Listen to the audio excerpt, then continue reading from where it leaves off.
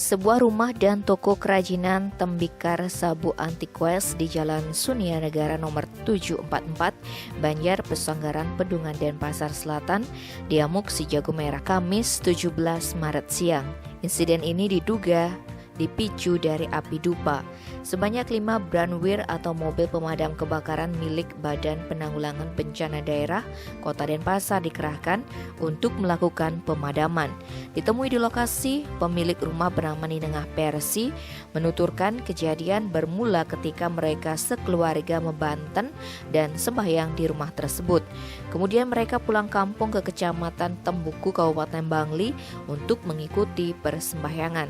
Persi menyebut saat kejadian anaknya bernama Kade Oka berada di rumah dan masih tertidur di kamar lantai 2 serta karyawannya tengah mengirim barang dagangan.